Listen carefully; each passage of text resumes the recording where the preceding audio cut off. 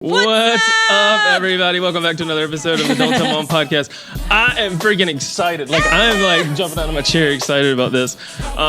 If y'all are not watching on YouTube, then you're missing out again. We always say this. We got the audio. Hey, this is why it's 2 times Tuesday, though. So you can listen on your way to work, and then you can watch it when you get home. Listen again. If this is your first time tuning in, I am Cullen. This is my sister, Britany. What's up? We're the Don't Tell Mom, the duo, brother and sister duo that talks about anything and everything.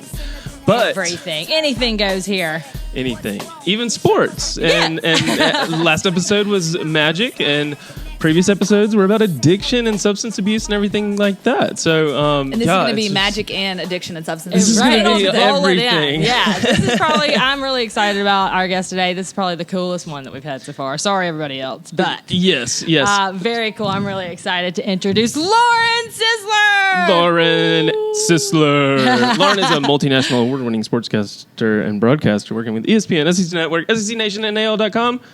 Yes. Her journey was not always full of victories. I'm reading straight from her website, by the way. And it's not, she's not just like award winning. She's like several award winning. Yeah. Like several awards. Oh my. You guys, this introduction is just right?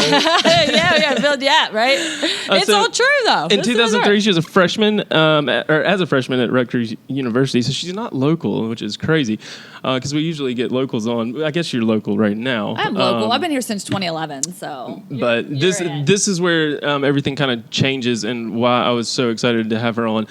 Tragedy struck when you lost both of your parents to the concealed battle with addiction, and that was a big operative word when I was reading this biography or description on your website, concealed addiction. If you're watching and you see me get up, I'm just telling you I'm getting my baby. Sophia comes with me. Y'all know. Yes. So we're going to dive more into that in a minute, but so tell us about yourself. Like, you freaking interview Nick Saban and Charles Barkley and tons of them. You are.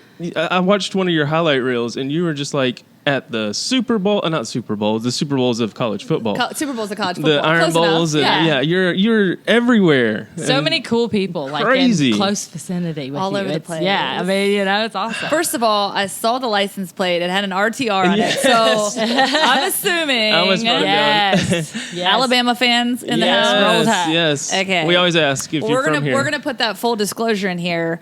When I wear the color red, I have to remind people it is not crimson, it is scarlet. Because you are for my Switzerland. Nights. You're Switzerland, right? You can't be. Yeah, I got to be unbiased, and I went to Rutgers, so I will wear Rutgers on my sleeve. Okay. And of course, that's up north. That's the Jersey right, flair. They're safe down here for that. Yeah, nobody cares about Rutgers down here because, number one, they were in the Big East when I was there competing as a gymnast. Okay. And then they moved into the Big Ten now, and it's just no contest. People are like, Rutgers? Okay, well, Yeah. Who's everybody always loves a good Cinderella story. That's the thing. They did do something several years ago, didn't they? Like, it was back nationally? we went to our first ever bowl game when I was a senior at Rutgers. Okay. And that was when they had that big win against Louisville. They almost made the BCS back in that era. They made a fan out of you, huh? That year. Yeah. I mean, it's my life, and I love Rutgers, and I'll get into that more later, but Rutgers, I believe, was such a big part of where I am today, and the family that really surrounded me and kind of lifted me up through tragedy and the times I was down. So it's so hard for me not to go to bat, number one, because Rutgers actually was the first college football game to ever be played. So those of you who want to get on your high horse about the Alabama Crimson Tide winning all these national championships, we invented the game.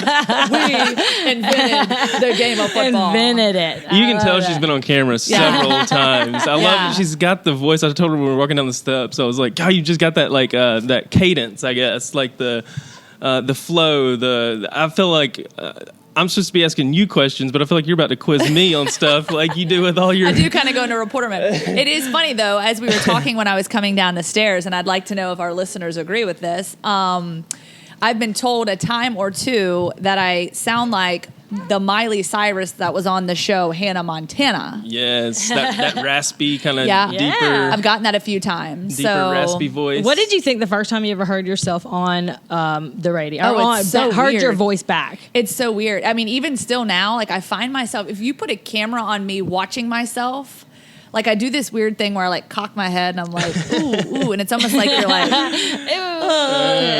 so it's a little interesting. Yeah. You get used to it, I guess. But it's funny because I've never thought of myself, like there's people in this industry that you're just like, oh my gosh, that voice, like the Tom Rinaldi voice, the people that you hear on TV or on the radio, and you're just like, oh my gosh, they have the perfect radio voice or whatever. And I feel like I'm like so outside that category. Right? Way Come back on there. down. Yeah, I'm just like, yeah. that's just not me. I don't know. But I just feel like I'm a It good works. old country girl, you know? I don't know though. It There's works, sometimes, it works because I was like watching, like I said, your highlight reel, and you dominate the interview, the energy, you're charismatic, or your got that aura, swag, your Cullen. aura, you just like kind of take She's over got the that swag. like you are gonna answer this question at halftime if you You're like gonna- it or not. I guess you got to be that way, right? 'Cause, Yeah. there's they want to keep Yeah. it to themselves. You got to draw it out. You got to of draw them, it right? out of them. And the other thing that's hard for me, and I relate this to being a gymnast, a competitive gymnast. So when you get in that TV world, one thing that I love about the industry is that when that red light comes on, it's like I'm back in my world of gymnastics where I salute the judge and I go out there and my palms are sweaty. I'm dropping some M&M here. Yeah. And I go get in my first pose, and it's like I can just feel that adrenaline welling up in me. And then you go and you do your first tumbling pass, and all of a sudden you're in your zone. Yeah. And it's like that for me. Every time I step out on that big stage, my adrenaline's going, I start talking real fast, and then I'm like, okay, settle down, slow down. Yeah, It's all game, good. It's game on. Yeah. We have 4 hours to discuss this game here. But sometimes you're in this mode too with the coaches, especially because you can tell, especially like when they're coming out of the locker room at halftime, they're in a hurry. They want to get to their guys. Yeah. Like Right. they ain't worried about doing this interview. They want to get to the field. They got a game to coach. Right. So Yeah. you almost feel like you get in that mode where you're like, I got to hurry up and get this question in. Hurry up, fire ready, Yeah. go. You Yeah. know? That's so interesting that you already brought this up. I was going to bring it up a little bit later, but doing my research on you and looking up everything and stuff, I noticed that I saw that you're a gymnast.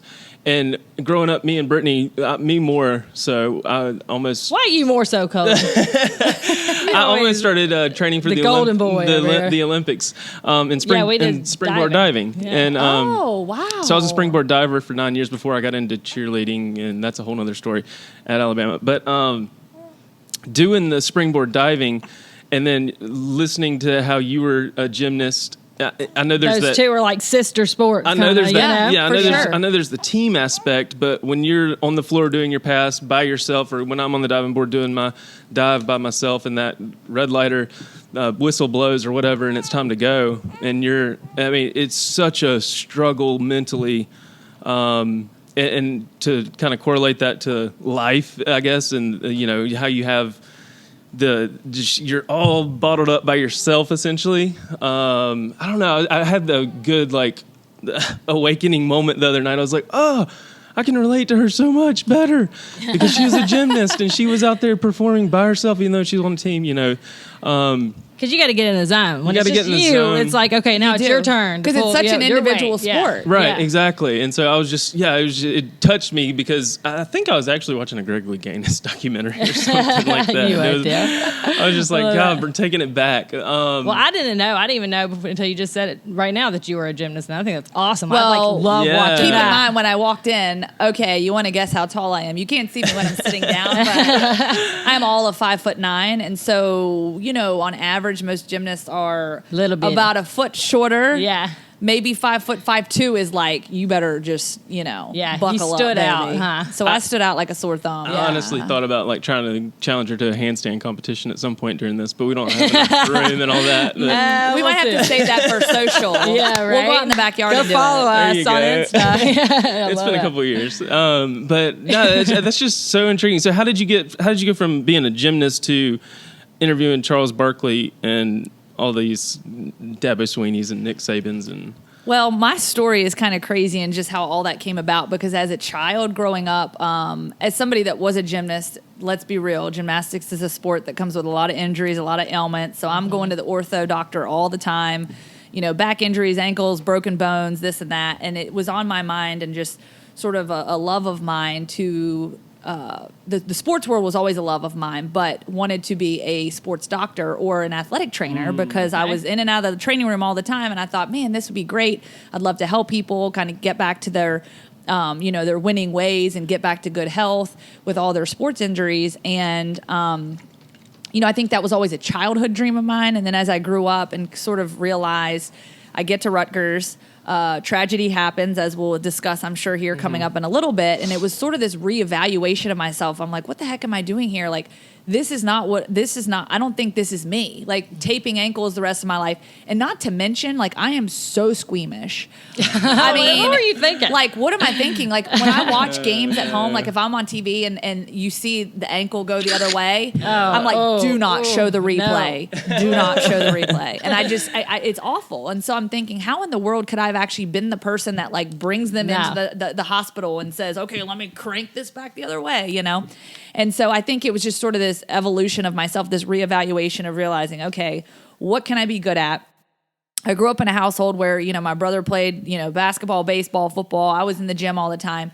And then, of course, it was college football on Saturdays. It was NFL, and it was NASCAR on Sundays. There you go. I am a NASCAR fiend. Okay. So we were just at Talladega. That was a lot of fun. So we enjoyed that a lot. But love Talladega. Crazy. Yeah, love me some Talladega. Yes, Yep. I actually almost thought about wearing my Cole Trickle shirt, the Days of Thunder. So that would have fit the theme really well in here. Yeah, it would have. Yeah, Talladega is like a world of its own. The NASCAR to me is the perfect Sunday nap show. It is one of those that, kind of like golf, Yeah, it's sort exactly. of, you can doze off and then, but it's, I think that's sort of where it kind of came into play, where I was like, all right, so what can I be good at? How can I connect with people and sort of use this energy? And, the sports world's always been something I've been, in love with. And, not to say that I'm this huge expert in every sport, but I've come to learn every sport in various capacity, but it's a revolving door. I mean, you're always trying to learn. You're always having to generate like that knowledge and information of the game, especially when you don't play the sport. Yeah, right? I imagine for you would have to kind of know a little bit about everything, but you have to like really have a grasp of the whole game itself. Concept, like each position and each, yeah. And then you kind of learn the personality. So really, it just sort of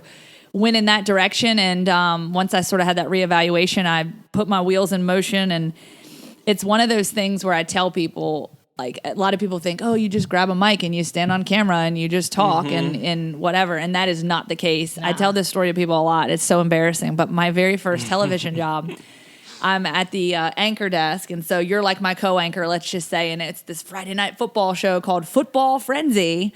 And this is in West Virginia. And it's so funny because my co-anchor, Jim Wharton, goes, and we've got our new co-host. Why don't you introduce yourself? And I literally was like, oh no! Like not a word came out of my mouth. I totally forgot my name. Everybody behind where the camera I was like, from. hey, I was like, go. what do I do? Like, and it was like that cartoon where like the red meter just like fills up your face. And I was so embarrassed. And I was like, this is awful.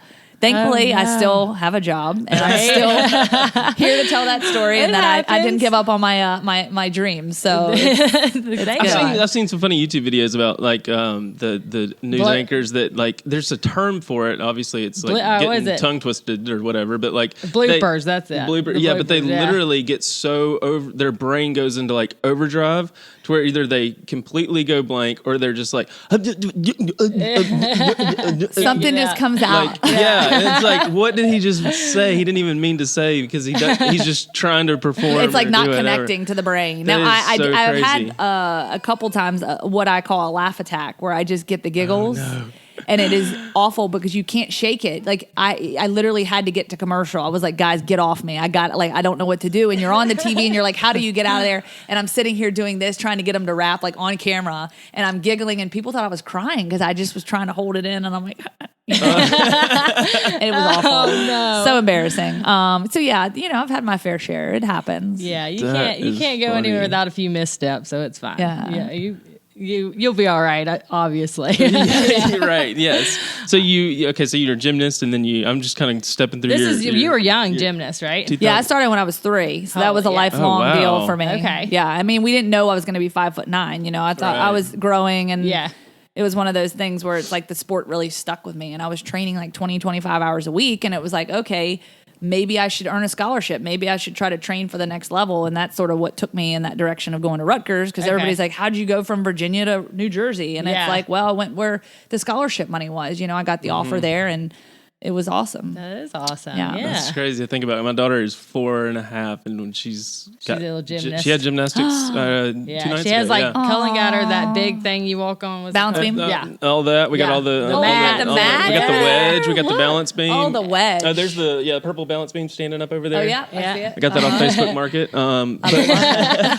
But she's actually got an exhibition this weekend. And they've got like aliens on their leotards, so I'm thinking it's going to be an out of this world performance. I love it. So I'm excited about that, because that's always just fun seeing these little 4-year-olds just trample. I don't know what the word is. Tumble around. Thank you. There you go. Tumble. Okay, so cool. So yeah, God, watching one of your videos that I was watching on your website, laurensisler.com. Nice plug. Thank you.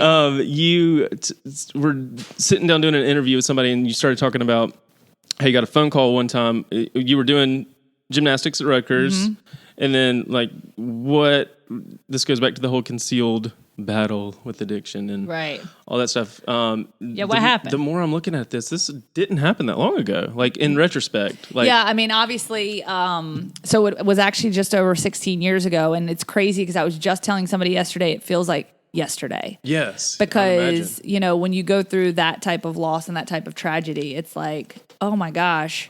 You go through the all the different stages of grief, and, how does this happen to somebody? And really it becomes a progression. And when you look back at it, you think, okay, this tragedy happens. I lose both of my parents. But in hindsight, when you kind of put it all into perspective, all of a sudden it's like, oh my gosh, like this thing happened, and this was something that we were all shocked about, but there was actually a progression that led to it, and we really didn't figure that out till years and years and years later. Yeah, and the not knowing is probably the worst. Yeah, so part. it's really been happened. It's been a progression, learning about the progression, right? Right. And so really kind of where it all started with both my parents. So just sort of painting that picture is, we grew up in, what you would consider a middle-class family, quiet suburban neighborhood. I mean, it was just like, it was me and my older brother, Alan, and we were the type of family, we'd be up at the neighborhood swimming pool every single weekend, barbecuing, grilling out. All the time. I mean, that was it. Grilling out, riding our bikes around the neighborhood, cutting up. Yeah. Just stay out of trouble. It was, dinners on the table every single night. And we just had this really close-knit family. My parents were so dedicated to taking care of me and my brother. Really just at every single sporting event. If there was my dad could be the assistant coach, he was the assistant coach. My mom was in and out of the gym, always there.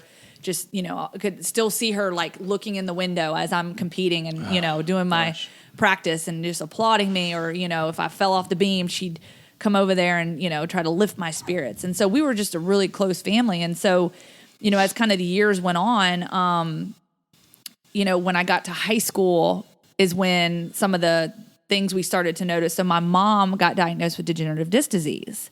Okay. And she had multiple surgeries over the course of a few years.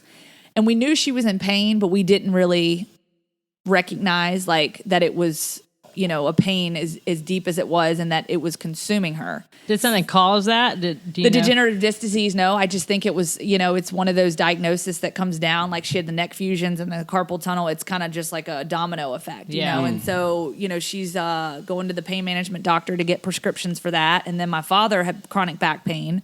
He was also in the military and had PTSD. So as you can imagine, not only the pain, you got the depression on top of that. Yeah. And then it becomes this vicious cycle. And so I'm a freshman in college. And again, I'm thinking everything's fine. Like my parents are in pain, but they're managing it just fine. They wake up every single day with a smile on their face.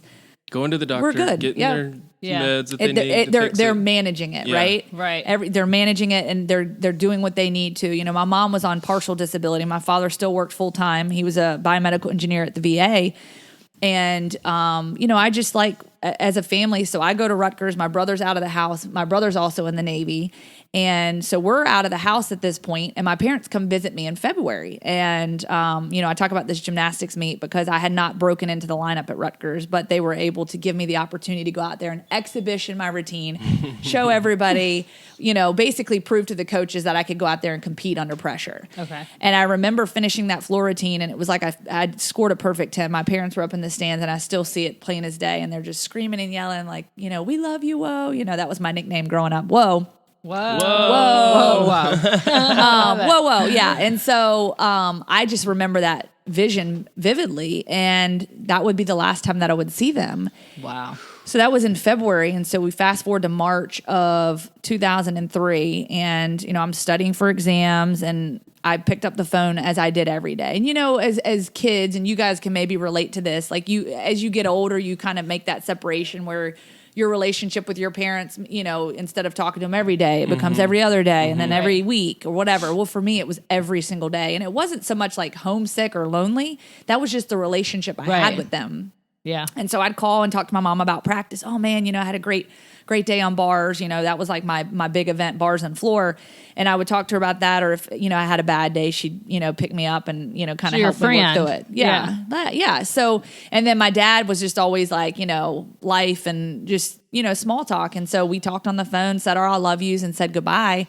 And I set my alarm clock and went to bed and just thought everything was fine, and wake up to a phone call in the middle of the night, and I look at the caller ID and it says home, and I'm like, uh-oh, and that just, of course, scared me. I answer the phone frantic, and my dad's on the other end, and he says, Lauren, I need to talk to your brother. And I said, what's wrong? And he said, Lauren, I just need to talk to your brother. And I could just hear the quivering in his voice, and he was shaking and almost desperate. And I said, Dad, what is wrong? And he said, Lauren, I'm sorry, but your mom died. And I'm like, what? What do you mean mom died? Like, I don't understand. Can't even comprehend that. Like, I cannot even comprehend. And I'm just like, and he's like, I need you to get in touch with your brother.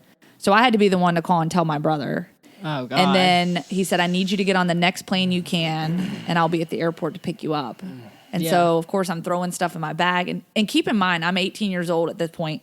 I didn't even have a credit card. Like, my parents would just, put $100 in my bank account periodically just to keep me afloat for the little things, but I didn't have a credit card. I didn't have a means to like travel. Right. So my roommate had to let me borrow her emergency credit card to book a flight. I had to go downstairs. I bang on my friend's door. I need a ride to the airport. My mom died, And so we get to the airport in Philadelphia, and I just remember that like trip home was just like, it was just like the most gut wrenching. I just want to get home. Yeah. And I want to see my dad. I want to talk to my dad. I want to get there. Yeah. And so, I get on that plane, it touches down. I grab my stuff off the plane. I go sprinting through the terminal. I go grab my thing off the carousel, and I run outside. And it's a very small airport, kind of like Birmingham. And like, there's not a soul around. And I'm like, okay, my dad's going to be here any minute. I know it.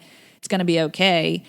And, I stand there for probably 3 or 4 minutes. It felt like an eternity. And instead, my uncle Mike and my cousin Justin pull up, and they get out of the car, and they're crying, and nobody really has any words to say. And at this point, I'm thinking, okay, my dad's probably still just taking care of stuff. Couldn't drive. He's crying. Yeah, he's too emotional. He's emotional. Yeah. He's probably at the hospital, still taking care of stuff. So we get in the car and start driving, and I finally work up the courage to ask my uncle. I said, Uncle Mike, where's my dad? And he pulls the car over, and I tell people this, like, I can still feel the gravel up underneath the car. Yeah. When he stops the car, puts it in park, turns around and says, Lauren, I'm sorry, but your dad passed away too. And it was just like, dang. What? Yeah.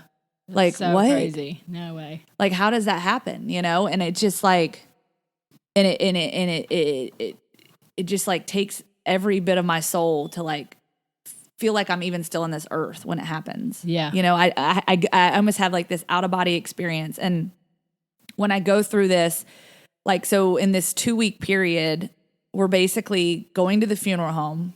Again, I'm 18 years old, and I've got to sit there next to my brother and my aunt and basically pick out not one, but 2 caskets, 2 urns. No. And it just zombie through it. Yeah. I mean, it's just awful. God. And, and I think the hardest part for me too is and thankfully this vision has started to blur, and a lot of the good memories have come back for me, thankfully, but I still remember walking into that viewing area and seeing both of my parents, and it was like they were sad. And it's like, for me to think that like they left this earth so sad and like in so much pain.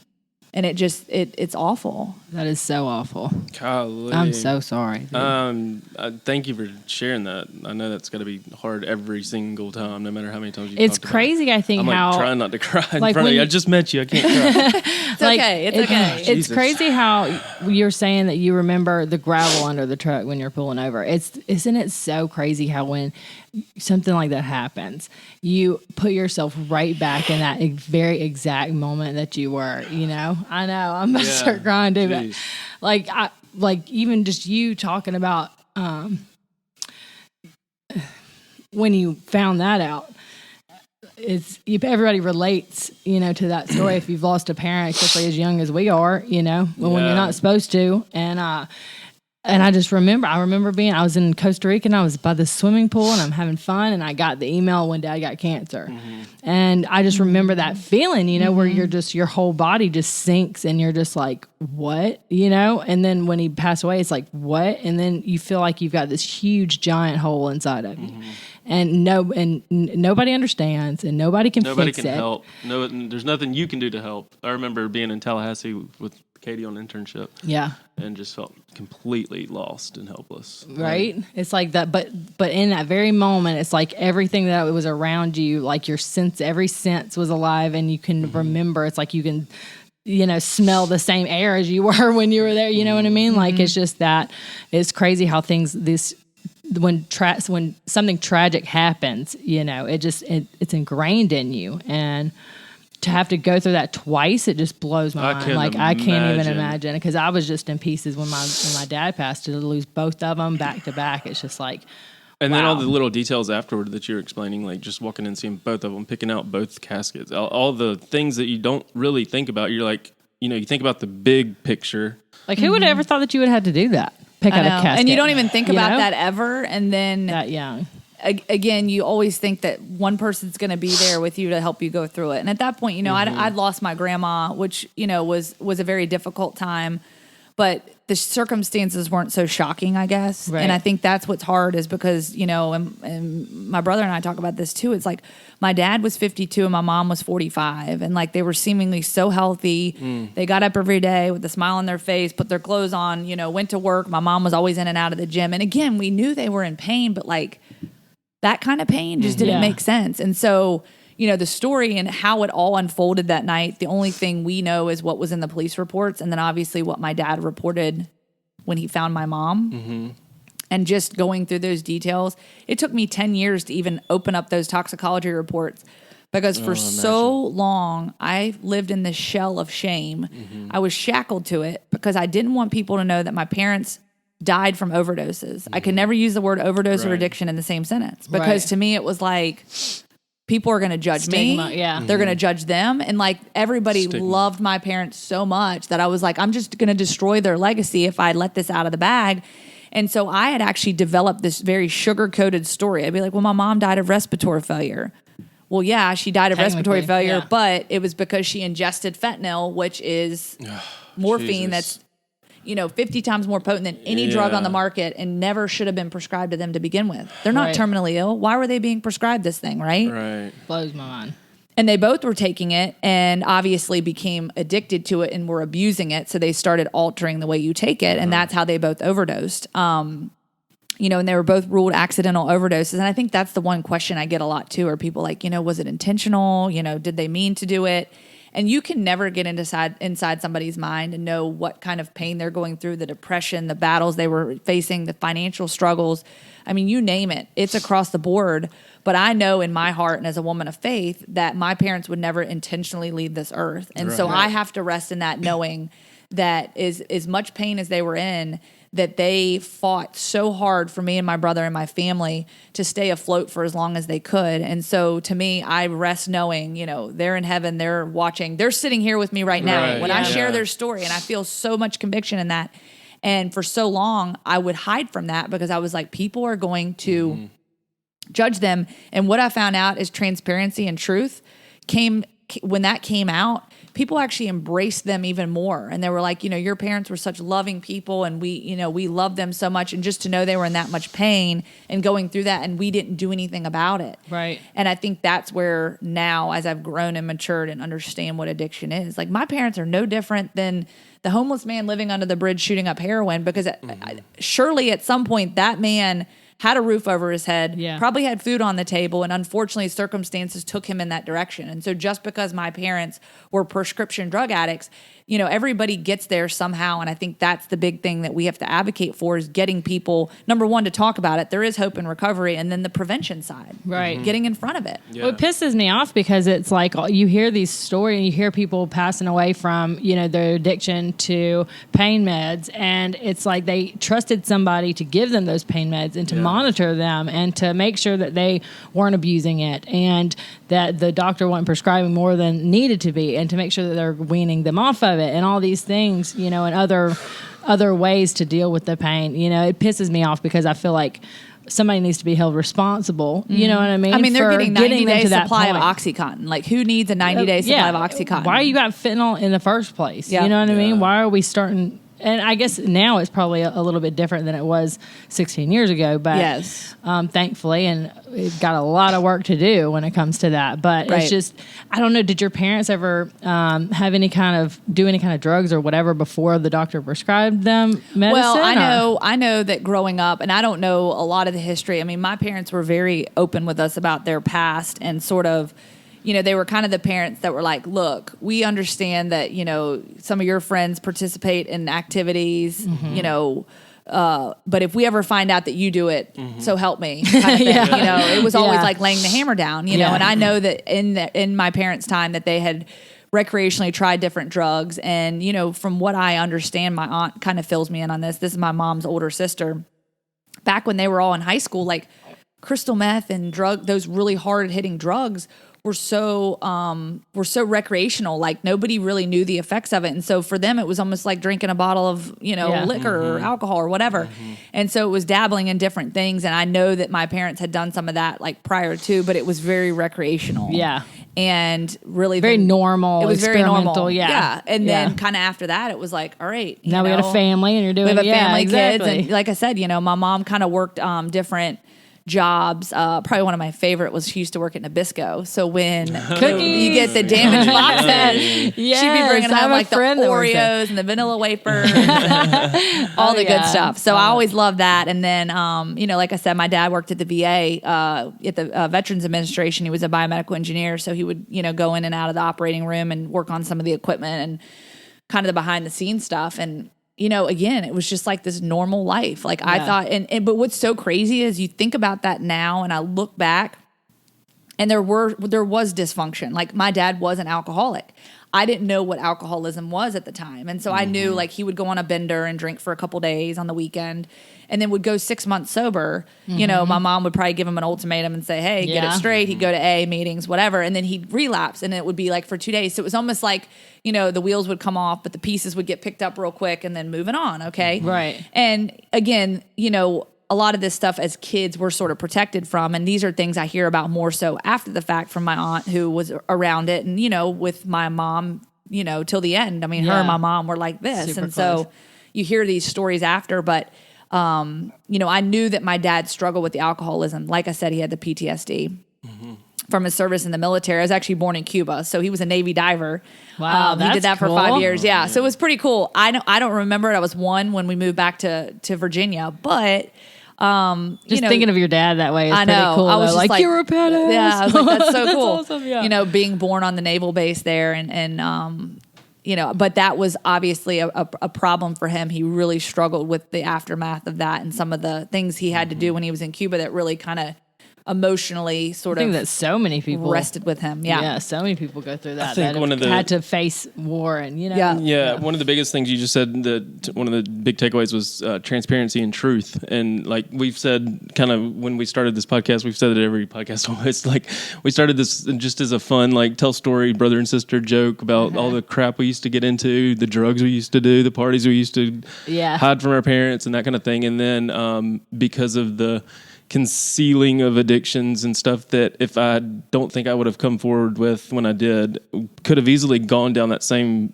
path, to something worse. Right. Granted, yes, the mindset is still there. Doesn't matter what it was.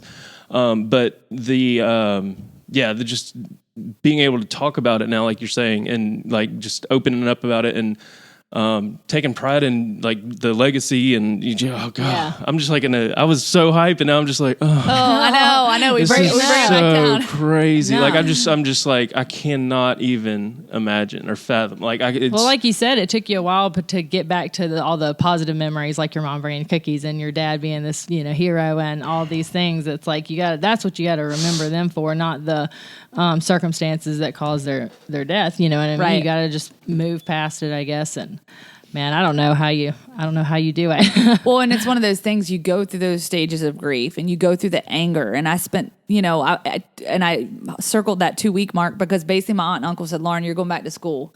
Like, you're not going to sit here. Yeah, you got. There's nothing you can do. And I think that's sort of what probably pushed me in the direction I went, because while for a while there was a lot of like, hand holding and, kind of the hall pass, like sort of like, oh, you know what? Her parents died. We're going to give her, we're going to give her some time, and this was even with my coaches and teammates. And then it finally got to where my coaches are like, look, you're on scholarship here at Rutgers. You're going to graduate on time. You're going to get your degree and you're going to do it. You're going to do it the best that you can. We're going to get you tutors. We're going to do everything we can do to make you succeed. Yes. And that was the best thing that could have happened, because it would have been so easy to just wave the white flag and say, whatever. Yeah. And then another thing I go back to, and I say, you talk about all these things you do when you're younger, and don't get me wrong, like I fall in all those categories. But when I was 15 years old, I made this choice not to drink and do drugs. And I don't know what it was. Like, it wasn't anything to do with like, knowing the negative effects of it. Like you know it, but like you hear about it and dare. Yeah. And this is going to be my next question. Yeah. And then all of a sudden, it's like I'm rolling down the street with friends that are in the back seat lighting up, and I just have no desire to like know. And the thing is, again, I'm putting myself in bad situations where I shouldn't be. Yeah. But in my mind, I had no desire to ever touch anything, and I didn't care. Awesome. I didn't care if the crack opened a cold one. None of that. Yeah. You could. I've got a friend in Utah. What's up, Jared? And he's devout Mormon, and we can hang out with him and drink, but he'll still have the time of his life and doesn't need it. Yeah, no desire, I feel like that's what you were. Yeah, I mean, like, I've just always been this ball of energy. I used to DJ, actually, so we'll get back to wow. You're like, you don't want me on drugs. I've got enough. Yeah, exactly. DJ Sisler right here in the house. I love it. That, there's a good flow to it. I like that. So it was kind of just one of those things where, I mean, I go out and, my friends always loved getting real close to me because people put drinks in the DJ booth all the time, and they'd see them come slide in and they'd come on, grab them because they knew I wasn't going to drink them. Right. So it was like, okay. And it was just this weird like thing where I just made this conscious decision and it never wavered, which is the crazy thing. Cause I feel like I hear so many friends of mine say, I waited till college or whatever. And it's like, I don't know what it was. I mean, I was at Rutgers. It was in front of me.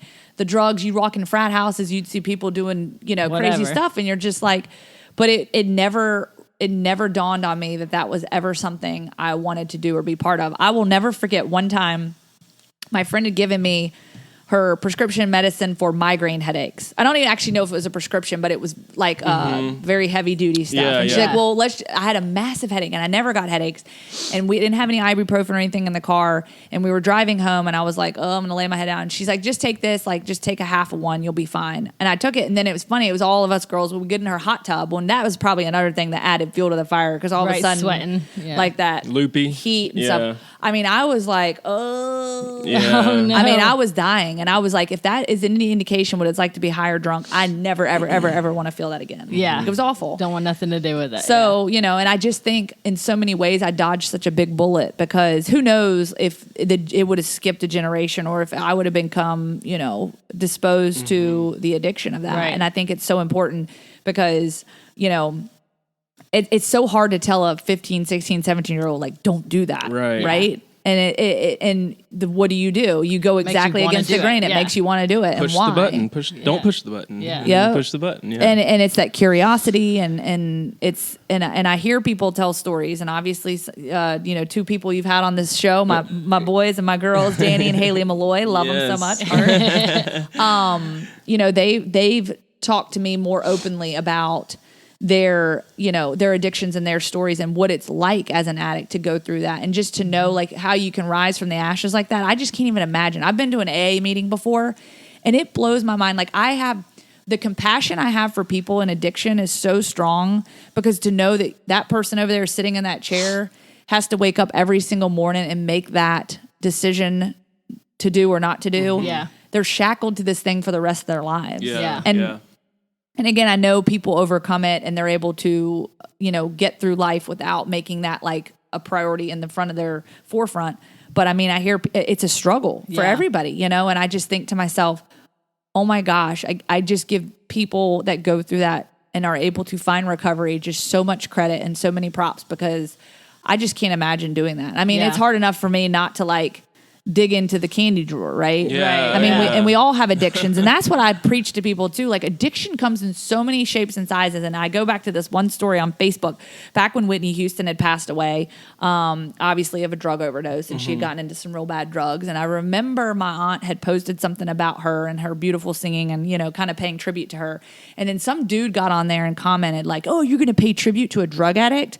And then you click on his profile, and he was probably 200 pounds overweight. And I'm thinking, everybody's addiction looks different. Right. Yeah. You can't profile people just because their addiction looks like this and their addiction looks like luck this. of the draw. You have to take a step back and realize that we're all in this together, and no, we're not all created equal, but everything kind of funnels into that same arena, and it makes us, that's what makes us unique as human beings, but it makes our stories unique, and we're kind of all in this fight together, no matter what it looks like, right? Yeah, if anything, I mean, you gotta have sympathy for somebody that, like, we both get up in the morning and we put our pants on, but as an addict, that person's doing it while the entire time trying to think about not getting high, or while the entire time having to restrain themselves from doing something, And you said it, you're like that you're blessed that you just never did that, you know what I mean? And you really are, because it's like once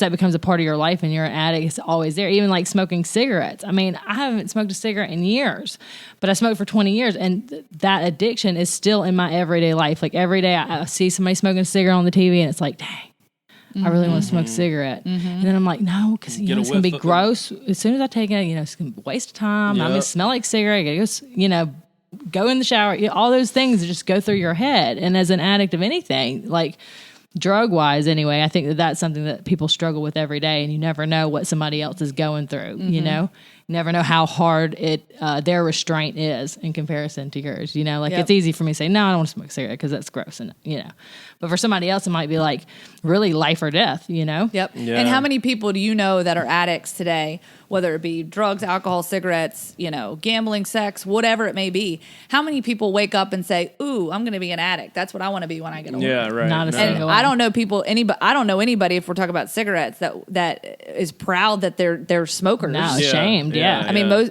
I don't know anybody that says like, oh, I'm so glad I picked up this habit. Yeah, that's so funny. You said what got me to quit smoking cigarettes was this book. It was by Alan Carr's The Easy Way to Quit Smoking. And I think that, and he actually says in that book, like, not a single one of you reading this book right now took that first cigarette like, yes, I'm going to smoke these for the rest of my life. I'm going to become addicted to this thing, this nasty thing. Well, it's so crazy how society's flipped that role too, because like it used to be the Marlboro Man and all that, and it was like glorified to be a smoker, and now it's like now it's glorified to have a vape pen. The vape, the vape. And they put all these fruity things up at the front of the gas stations, and you're like, ooh, that looks fun, little cinnamon roll and strawberries and candy. And you're thinking like, oh, okay. Yeah. And most people get this concept that it's like, smoking a fruity flavored, whatever. It's just, and then you're hooked. And then you're hooked. It's just so crazy. It's and like half the people in the world go into the grocery store and not even see that stuff, be blind to it, pay for their Coke and leave, or their water and leave, or whatever. And the other half are like, looking at it like, dang, I could just get one cigarette in and my husband won't know about it. Or like if I just buy that package. Well, to compare it, like you're sitting at a red light and you smell somebody next to you smoking a cigarette with that addiction, or you're sitting at a red light and you smell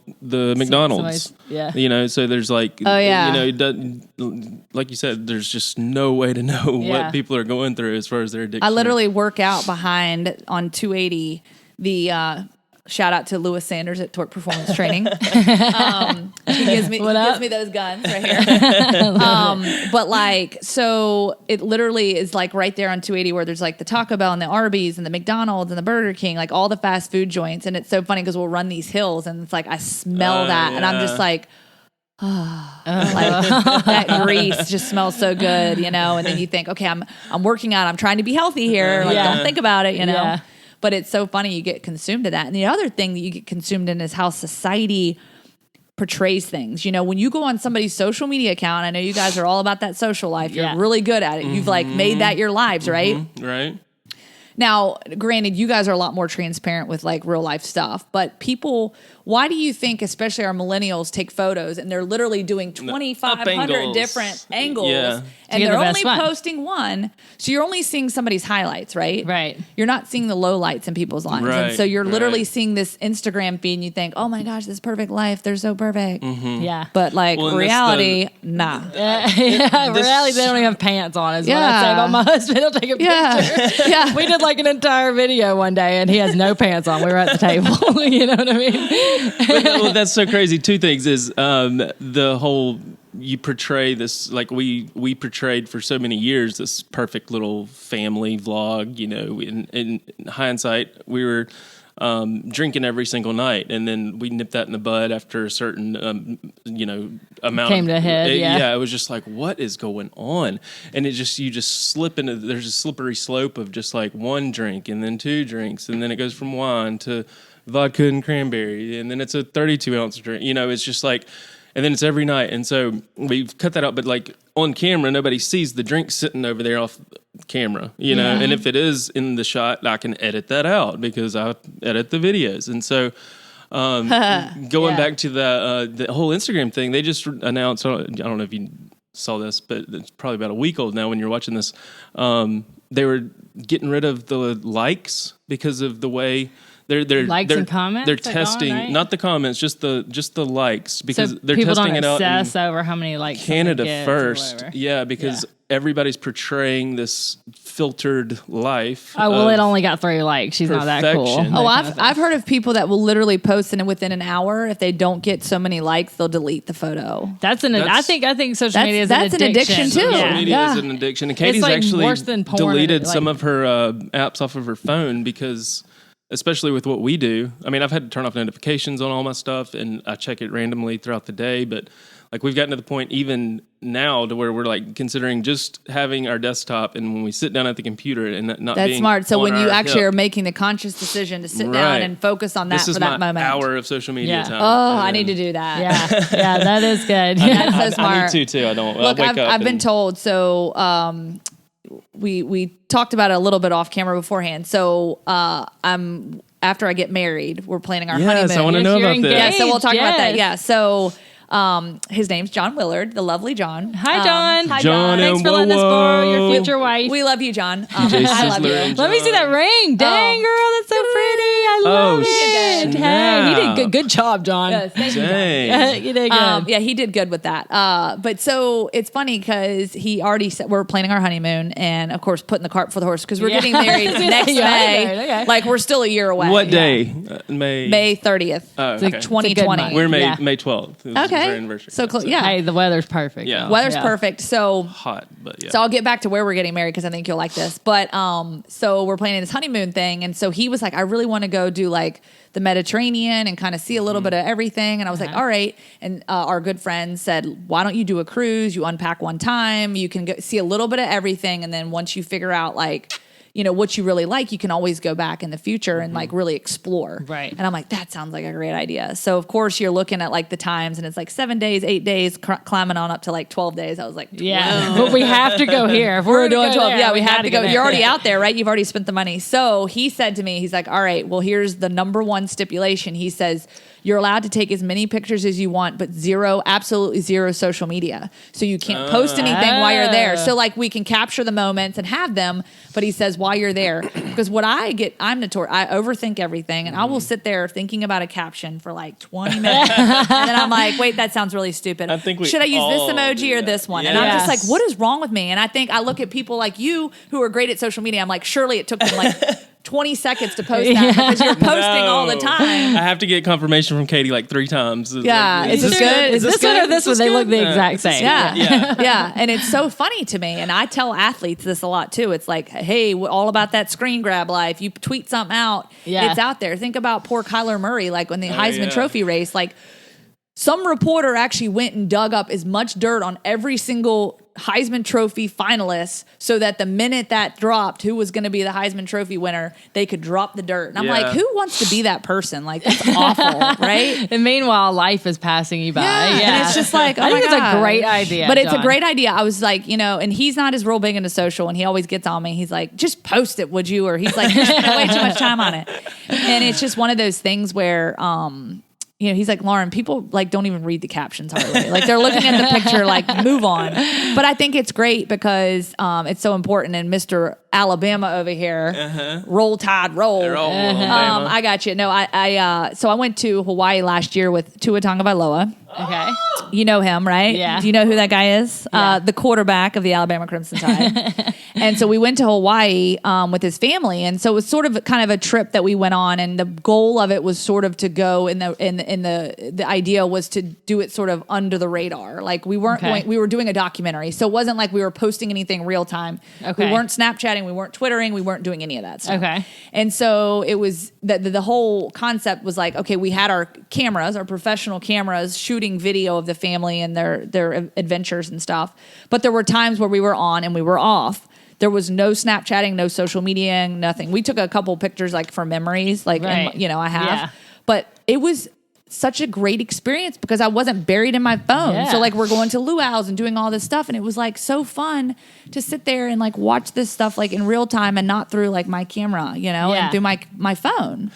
There's such my husband gets on to me all the time because he's like, Britany, it's better in real life, at a concert. He's like the whole time. Yeah. He's like, Britany, you will never go back and watch that entire No, video. and it's because you want everybody else to see that you're there. Right. Yeah. It's a catch-22. This is me justifying my social media addiction, I guess. Yeah. But like this past weekend, we went to a Sunday school social picnic out at Oak Mountain where there's just wilderness and no service and cabins. And, every time we go out there, we're like, God, we need to bring the kayak and the kids and the golf cart and just stay a weekend. But my anxiety is just like, but I gotta have internet. Yeah. Because I did daily videos. For Is there Wi-Fi?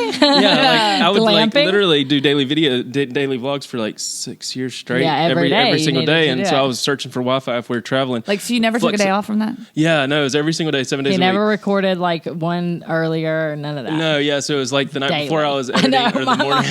I know, my mind's blown too. I couldn't do it. But and so I'm just like trained. Yeah, you've to trained this, yourself like, to do that. I think it's healthy to reset though. But yes, now I do it. We only do it 3 days a week, and we have it split up to Don't Tell Mom on Tuesdays, and we got Katie doing hers on Thursday on her channel, and then we do our family.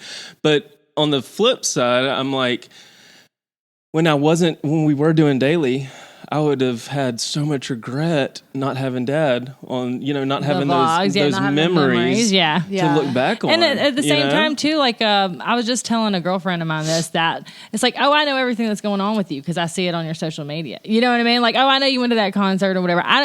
This is one of my best friends I hadn't spoke to in 6 months. And it's like, girl, did you have fun at that thing? Did you do this? Oh, I love that dress you were wearing on this day. You know what I mean? It's almost like it takes the guesswork out of it. So you forget to pick up the phone and call your friend that lives in the other state next door and say like, hey, how have you been? Because you're like, oh, I know how you've been because I've been Casey creeping up on you on social media. Casey Neistat just posted a good demonstration, drawn out video about all this, like all this stuff we're talking about. How you have your close knit friends, your friends that you talk onto the phone, and then you have your social media friends where you feel like you know everybody across the world, and all this stuff. But or they think they know you. Yeah, exactly. You know how that goes. Yeah. Those comments come flying in like you guys are BS. And I'm there's like, both sides to it. I mean, I think it has its advantages too. It's like networking. You know what I mean? We would have like a lot of the people that we've had on the show or that we've met. Like it's through social media. You go and check them out. but like it's what's amazing, and you guys know this because we're all kind of almost the same age. It's like when you tell people like what kids have now with the cell phones and stuff. I was rocking the Nokia. Had the snake game on the phone. Pager Didn't even have color. days, Like, what is that? You know? And people are like, what the heck? See, exactly. It's funny. Dad still used one of those. Yeah, he did. I mean, it's amazing. Broken. I remember, you get the snap-on like things to make them like cool. And I remember I had flames on one side and it lit up on the back. So every time I talked, it was like, that's cool. Oh yeah, Not. I broke a phone and ended up just instead like I couldn't wait. I needed a phone right then, and so I had to like pull out one from the box. And it was this pink like Barbie phone with that lit up and all that. And I would just remember being so embarrassed, and my friends gave me so much crap because they're like, "Oh, Britany with the throwback," Like, I know. But I love that the Zach Morris phone. That's I great. love that. We Zach grew up in the Morris. best time. Yes, I always we say did. that. We We had did. the best. Our little era. We're the best adults now. I think because of it. Where did you ever say? I was changing the cameras out. Did you ever say where you're going on your honeymoon? We said we're going to the Mediterranean. Mediterranean. We're going to do Okay. the cruise, like Okay. Italy, Santorini, Rome, Greece. Oh, and- my gosh. Yeah, that's the I plan. love We it. haven't booked it yet, but so if Have you anybody's ever- got any great ideas on where we can book this stuff, I'm Have you ever been down. on a cruise in general? I have not, which I'm a little concerned about because I do get motion sickness. But not most that bad. everybody that has told me just take the precautions, do the patch or the thing, medicine, have yeah. the gum, whatever, you'll be fine. Yeah, there is no worse feeling than being seasick. Oh my gosh. Oh, I know. I've done that. I've scuba dived Yeah. and got literally. Oh no. Was sick getting out there, get in the water thinking it's going to go away. Once It's you going to get in go the away. water, I get no. under the water and I'm kind of not feeling great. The minute I come up, I'm sitting, all the people are surrounding me. I pull my thing out, chunks everywhere. Oh no. And nobody sees me blow chunks. They're all just like, hey. They're just swimming. And I'm in it. like, so basically we're shark bait now. Okay. Yeah, sorry. It's like the Yeah. the Goonies. This time. awful. in- This is what in I would kindergarten. say. I think if I've never been on a cruise either, and we've talked about it. I mean, my husband were talking about going on one, but I've met like so many people in traveling that were on a cruise. Like I'd be in the same place as a bunch of people from the cruise, and I met this couple one time, and they said what they wish they had done was saved up a little extra money to where they could have enough to just buy a plane ticket if they found a place that they love so much. Because like where we were, I don't remember where we were. yeah. I think it was like Costa Rica or something, but they were like. We wish that we didn't have to leave. You know what I mean? Like we So if would you totally found that stay place, here. you just stay. Then Yeah. you just And then stay. just fly yeah, home. and spend the rest But of your then, 2 of course, weeks or you've whatever. already like paid for the rest of your cruise. Yeah, and then you like don't know what to like, expect or what's coming up next. I guess. In the next My stop. thing is just the planning. Like that's the hard part. Is like I don't want to be. Oh, how do I transport here? Like we ain't got no Lyft and Uber and all these. countries. Right. right? We went recently to a Disney event that they sponsored for us for our family, and it was 3 days at Disney World and then 3 days on the Disney cruise, and we would hands down do the Disney cruise over 10 times over. So it was awesome. Yeah. Because Yeah. you're, like you said, localized in one spot. You unpack once. Yeah. We got up and down on the elevator. You go up to the top floor of the pool. You got your stops here and there. You got off. If you wanted to get off, you didn't have to get off. Like, our kids one day didn't. It was kind of overcast, and we're like, it might rain. And our kids just wanted to You swim. don't even You need can to. swim, yeah. You don't have to get off. Free food. I was just told make sure you do the upgrade and get the balcony or the outside room. Yeah, Don't yeah, claustrophobic yourself Yeah. into the Yeah, inside. Yeah, I heard that one too. Because the rooms are a little bit smaller, but like if you're not going to be in your room that much, like who cares? Well, and we came back like wanting to just get rid of everything because we survived and we're actually happier, closer, tight knit in that Yeah. little area. We were like, whoa, we could be like minimalists in this tiny house. Tiny house, yeah. I don't think people would survive in a that's tiny one house. thing I will tell people that has made me appreciate life so much. So when we were transitioning, we lived in Roanoke, Virginia, and then moved when I went to high school. And because of the transition, we were going to build a house. So my parents wanted to build a house out in the country, and that was like their dream home. Well, in the transition, we sold the house quicker.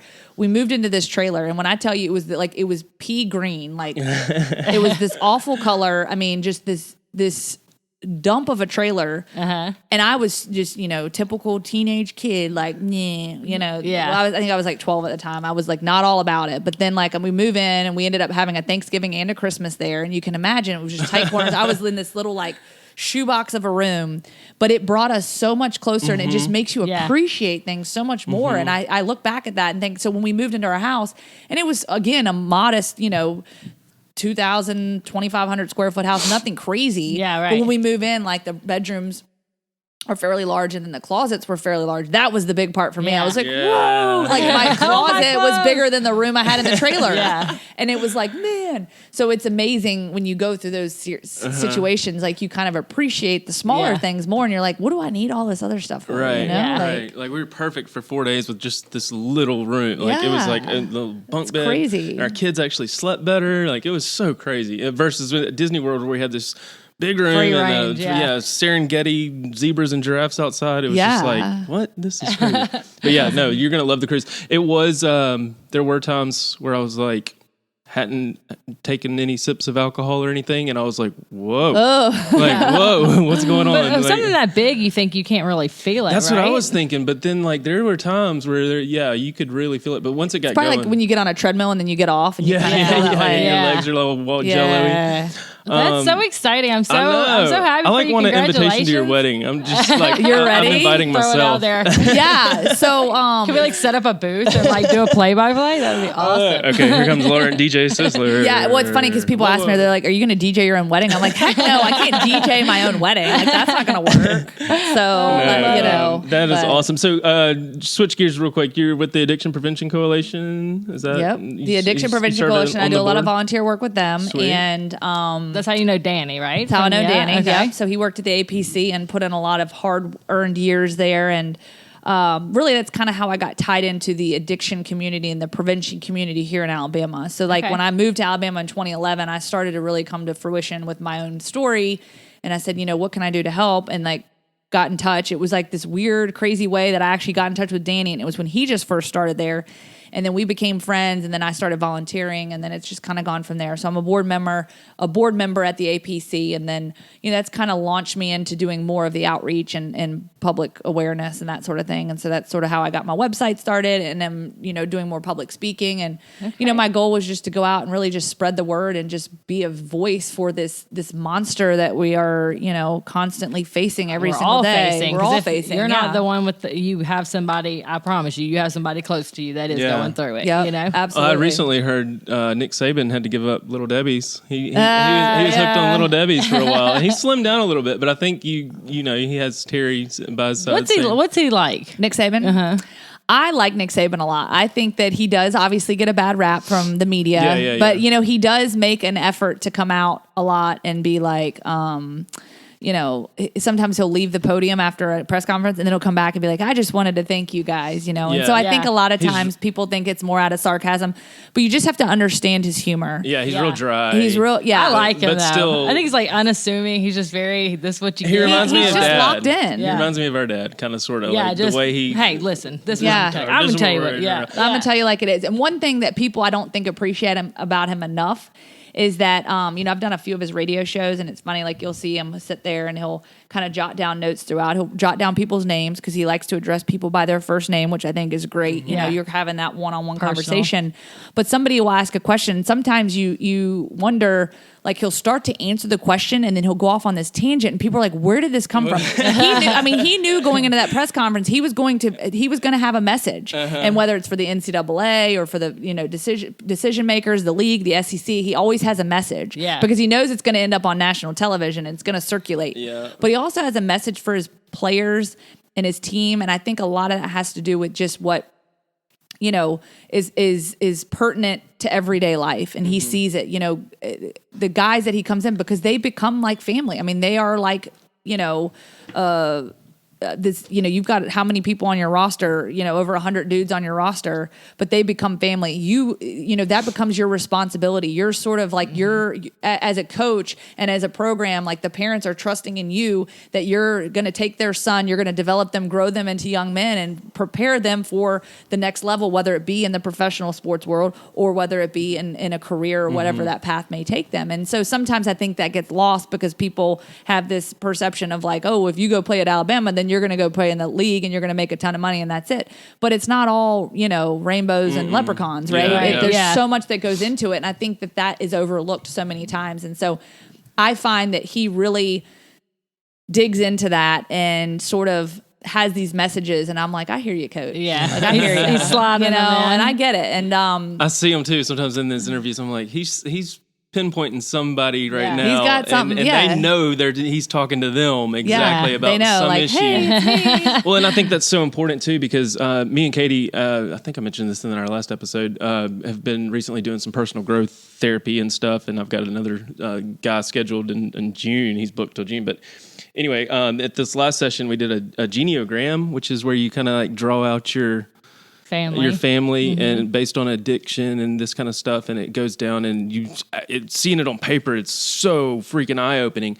And then we got to this point to where, like, okay, what were you doing in high school and college? And I remember, I think I mentioned this to you yesterday, actually, that there's Dad, and he was very much part of our life, but he was also an alcoholic and had his own issues and stuff. But I was at the pool so much doing dive practice that Charlie, my dive coach, I literally considered him like my second father. Yeah. And like taught me more honestly at that time in my life, I would say, as far as responsibility and integrity and dignity, like being a man. And I mean, yes, my dad had a lot to do with that, but as far as like extracurricular and like shaping me and forming me to be somebody that I am today. He took that role seriously. Just like Nick Saban would, I would say. Like he's like responsible for the players and the adolescent. Like you're going through a big stage of your life at that point. And I mean, there's a lot of guys that go into that, whether it be the position coaches, obviously the academic advisors, there's so many people that go into making that possible. I mean, and that's why I always say, like, I'm forever indebted to Rutgers, because they just like kept me afloat, and it was just so many resources and things you don't even think about. Like, you break a bone and you get sent to the team doctor, and you like get it taken care of. Like, I broke my femur, and it was like, oh, okay, here you go. You're going to go get the MRI. Let's fix you up, right?